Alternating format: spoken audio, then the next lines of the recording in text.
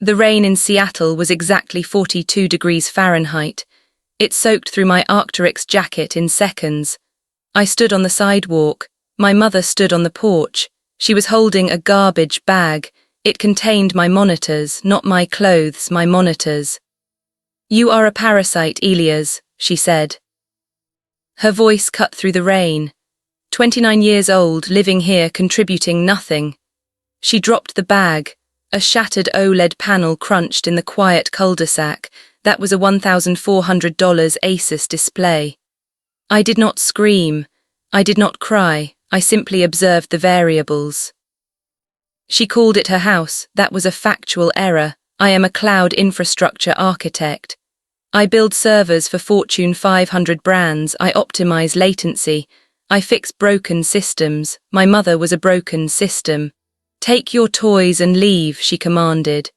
"Your stepbrother needs this space. He is building a future."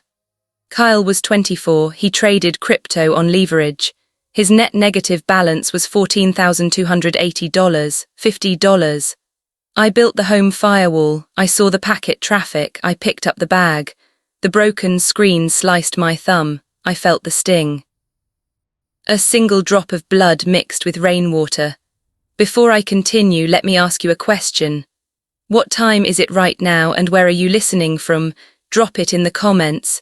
I read every single one. Back to the porch. My mother crossed her arms, looking smug. She thought she won. She believed she held administrative privileges. She forgot one crucial detail. I held the deed to the property. I bought this house 3 years ago. I placed it in a revocable trust. I named her as a tenant with zero equity.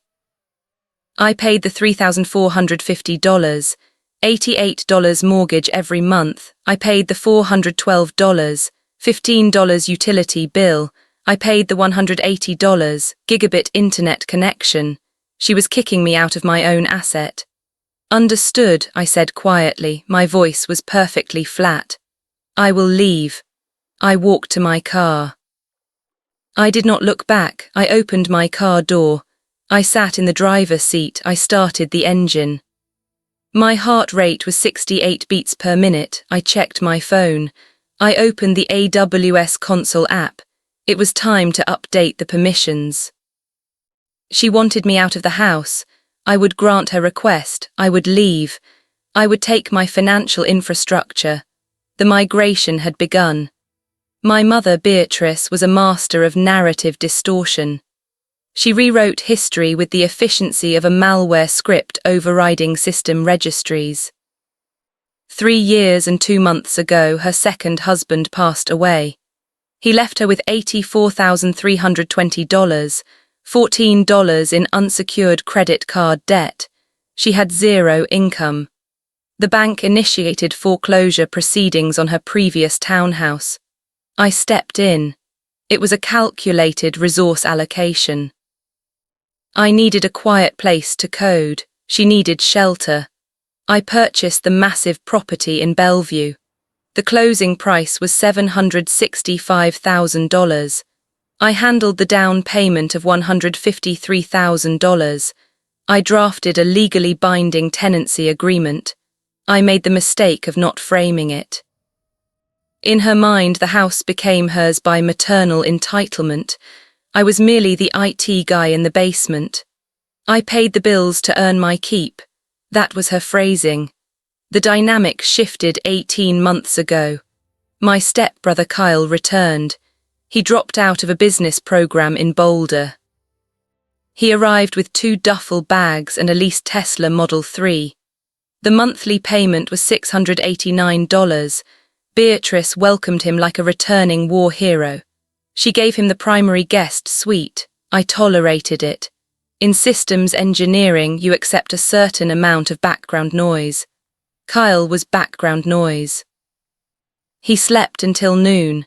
He consumed my groceries. He used my pristine network to lose money on digital tokens. But Beatrice began reallocating resources.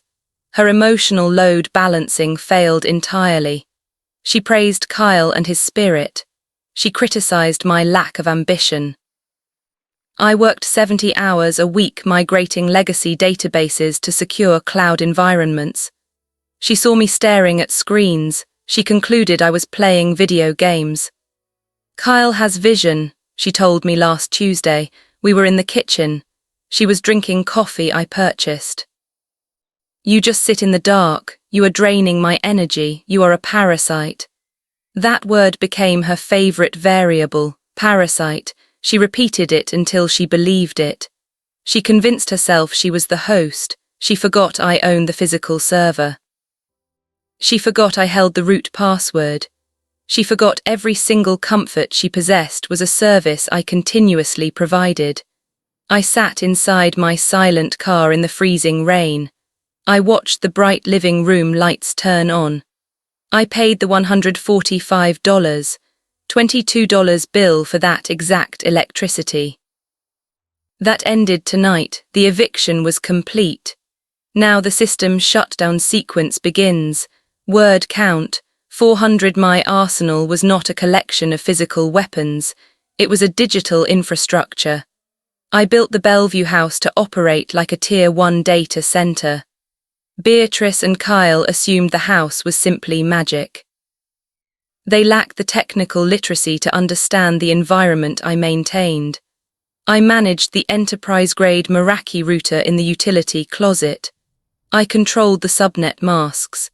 I routed Kyle's Tesla wall charger through an isolated VLAN. It drew exactly 11 kilowatts per hour. I subsidized his daily commute. I paid the $245, $80 monthly charge for his charging sessions. He never asked how the car charged. He just plugged it in. The unseen labor extended to the financial architecture. Beatrice's life ran on a series of automated Python scripts. I wrote them 3 years ago. The scripts pulled funds from my primary checking account. They paid the county property tax portal exactly 14 days before the deadline. The annual tax was $8,945, $12. They funded her digital grocery wallet with $400 every Monday morning. Then there were the subscriptions. I maintained a master password vault.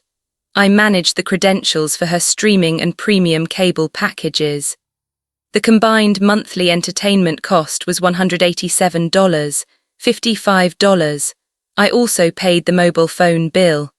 The Verizon family plan cost $212, $40. She and Kyle consumed 85 gigabytes of cellular data last month alone. They lived inside a carefully constructed terrarium. I was the climate control system. I provided the digital sunlight. Beatrice thought she was an independent homeowner. She believed her sheer willpower kept the lights on. She had no concept of the API calls executing in the background to sustain her lifestyle. I opened my laptop on the steering wheel. The screen glowed in the dark car. I accessed my master dashboard. The interface was clean. The logic was brutal. Every system had a toggle switch. Green meant active. Red meant disabled. I stared at the green icons. They represented years of silent, unappreciated labor. I ran a final network diagnostic. I pinged the smart thermostat. The IP address was 192.168.115. It returned a response in 4 milliseconds. The indoor temperature was a comfortable 72 degrees. I paid the $314, $90 gas bill for that warmth. My mother was reliant on an invisible safety net. She just severed the cord. I closed the laptop screen. I placed the machine on the passenger seat. The rain continued to fall. I drove away quietly. I checked into the Hilton on 6th Avenue. The room rate was $285, $40 per night. I paid with my corporate card. I sat at the glass desk. I opened my heavy laptop screen. I did not feel any anger. I felt absolute clarity. The testing phase was over. We were moving to production. I opened my terminal window. I SSH'd into the Meraki router at the house. My fingers moved over the mechanical keyboard. I typed the commands with practiced precision. First, I addressed the network structure. I located the MAC addresses for Kyle's devices. I found his gaming PC. I found his leased Tesla. I found his iPhone. I created a new firewall rule. I blacklisted those specific hardware addresses. I did not turn off the Wi-Fi, that would be obvious. I simply blocked their packets at the gateway. The router would broadcast a perfect signal. His devices would connect, they would just never reach the internet. A digital ghost town. Next, I targeted the power grid. I accessed the smart home controller. I navigated to the garage submodule. I found the 240-volt circuit feeding the Tesla wall connector. I disabled the relay. The software switch flipped from green to red. Tomorrow morning, his car battery would sit at exactly 14%. The financial severance required more keystrokes. I opened my AWS console. I found the EC2 instance hosting my Python automation scripts. I opened the cron jobs. I highlighted the script titled Beatrice Grocery Wallet Fund. I hit delete. I purged the API keys connecting my bank to her digital accounts. The pipeline was dead. I moved to the utility portals. I logged into the water, gas, and electricity dashboards.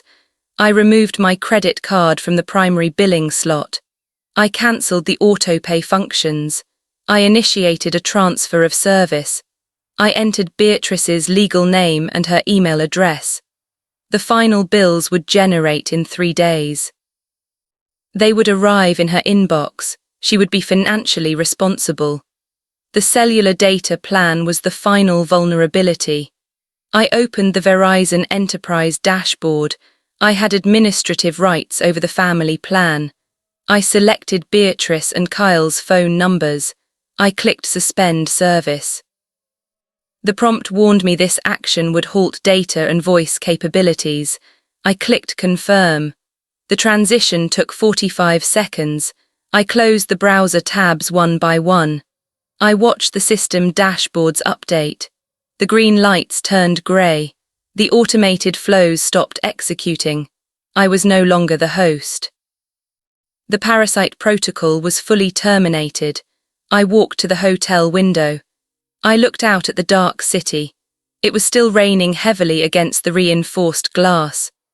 Beatrice and Kyle were currently asleep in my house. They were dreaming in a warm, connected, and heavily subsidized environment. They did not know the ecosystem was already dead. When the sun came up tomorrow morning, they would wake up to a cold, completely disconnected reality. They would learn the true cost of their existence. The administrative withdrawal was officially complete. At 07:14 a.m. the desk phone in my hotel room rang. The digital display showed an unknown local number. I picked up the receiver. It was Beatrice. She was using her neighbour's landline. "Elias, what did you do?" Beatrice demanded. Her tone lacked its usual authority. It carried a high-frequency tremor instead. "The Wi-Fi is completely broken. My mobile phone says no service. Did you forget to pay the bills again?" Notice the verbal framing. She automatically assumed a failure on my part. She could not comprehend her own consequence. "The accounts are in your name now, Beatrice," I stated.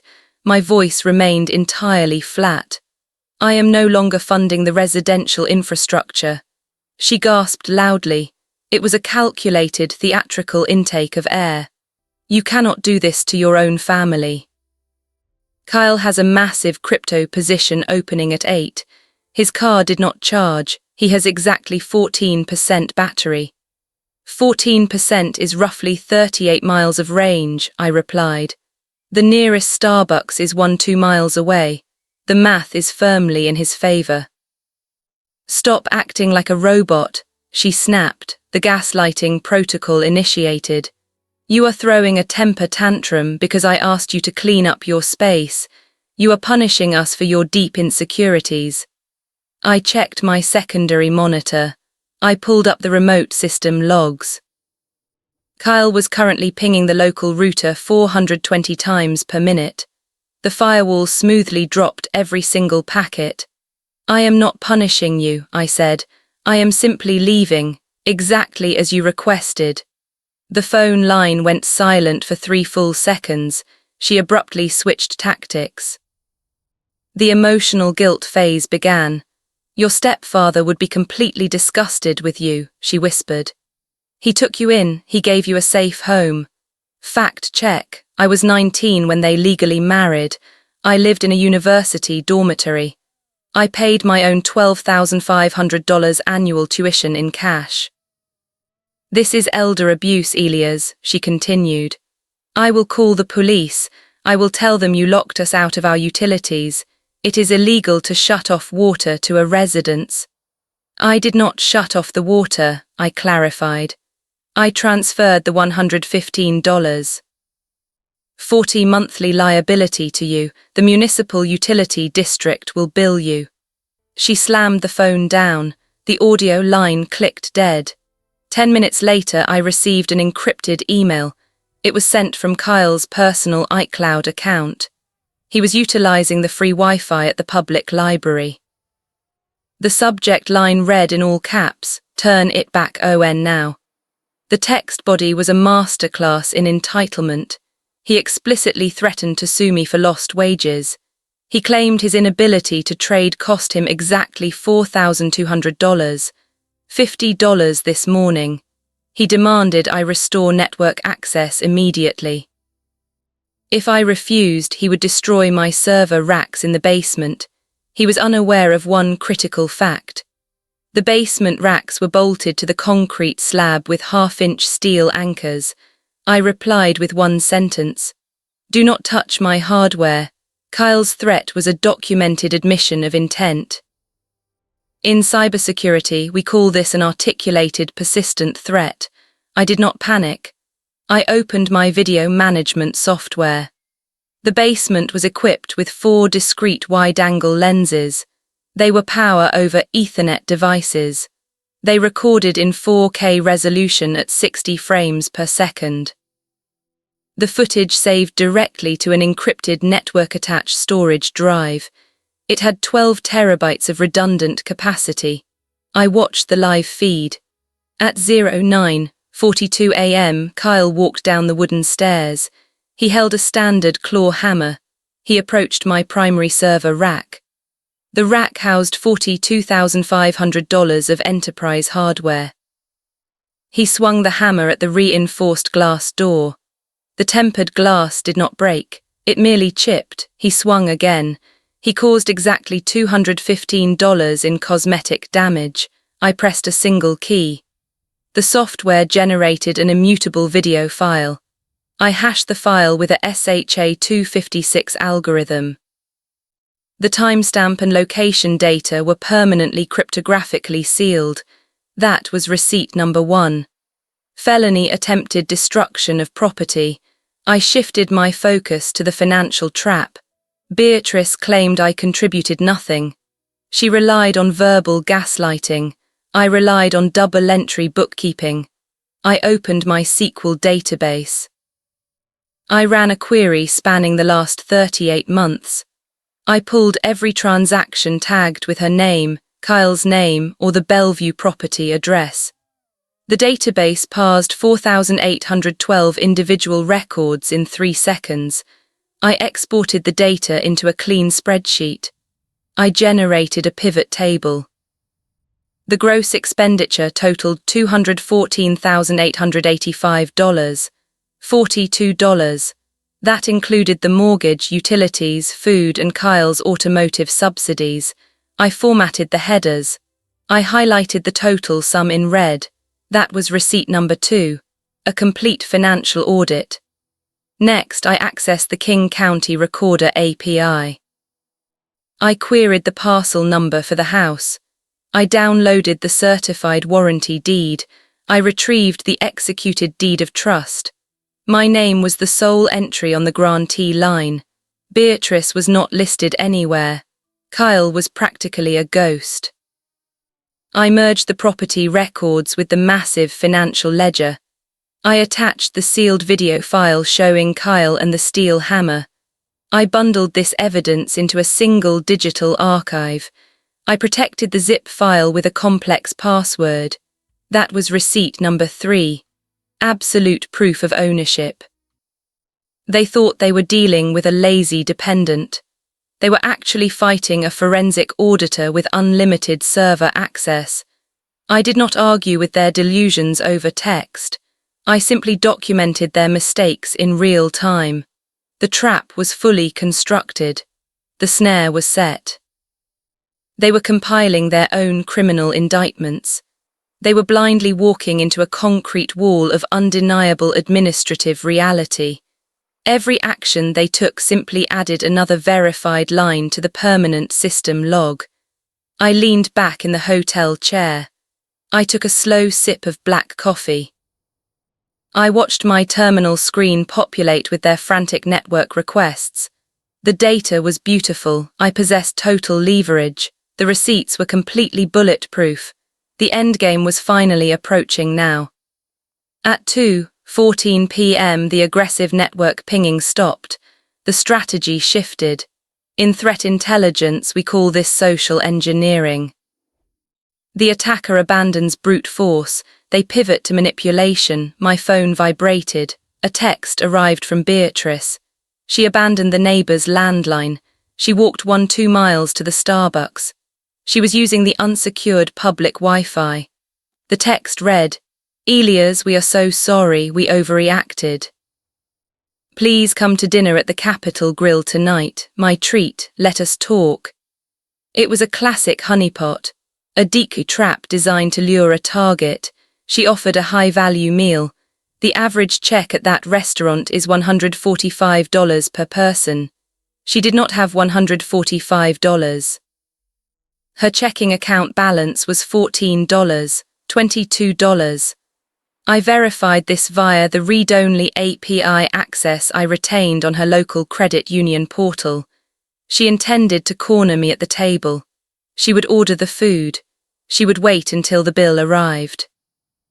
Then she would claim she forgot her wallet. She would force me to pay. In exchange, she would demand I restore the server access and the utility payments. She believed public pressure would force my compliance. Kyle would be there. He would act as the physical intimidation factor. I replied with one word, confirmed. I did not dress up for dinner. I wore my standard grey fleece and dark jeans.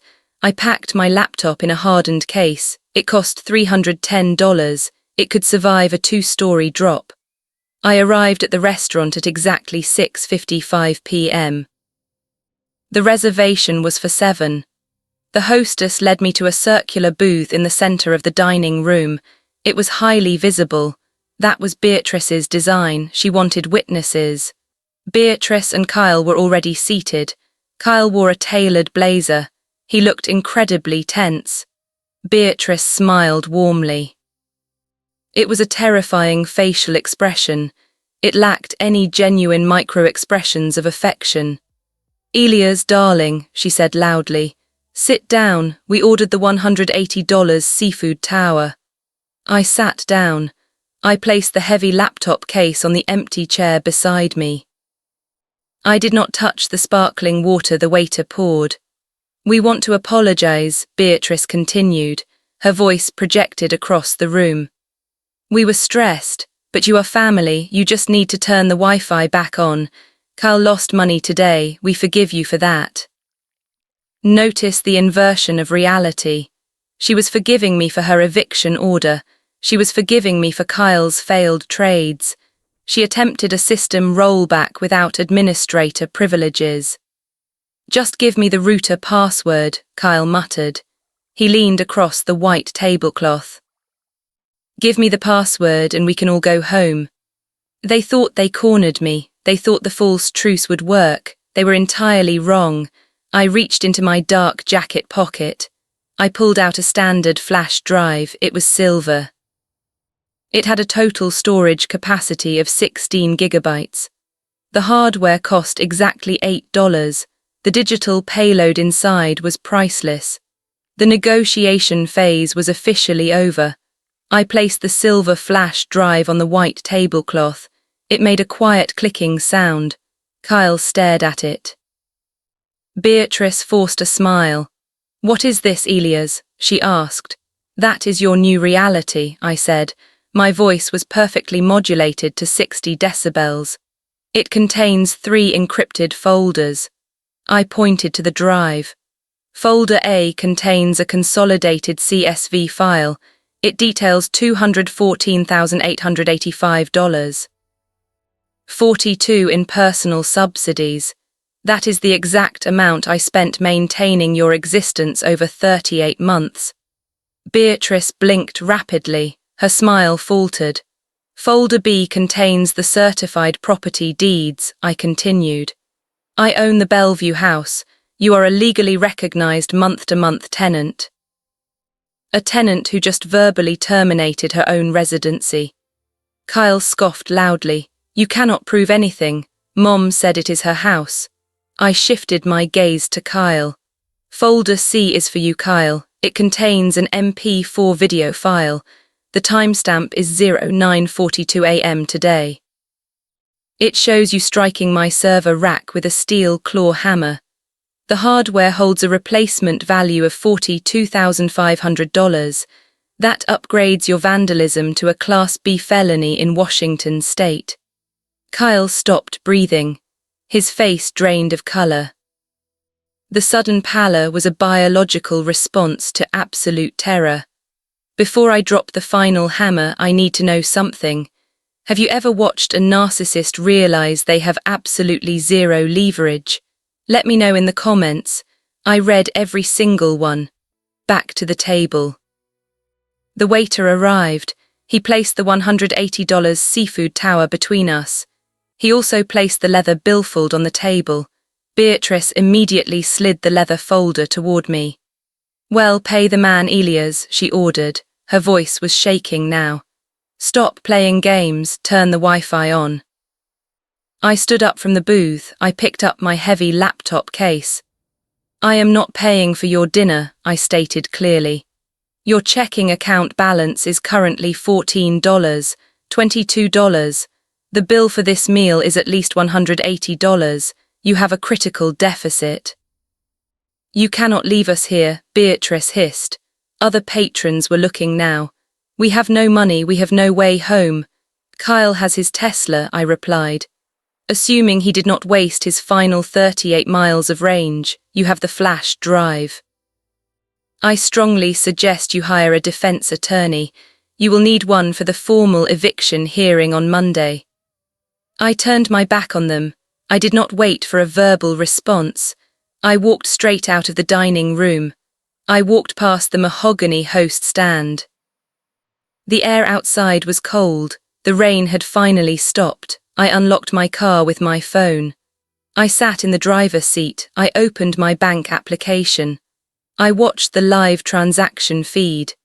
A charge attempt for $180 appeared.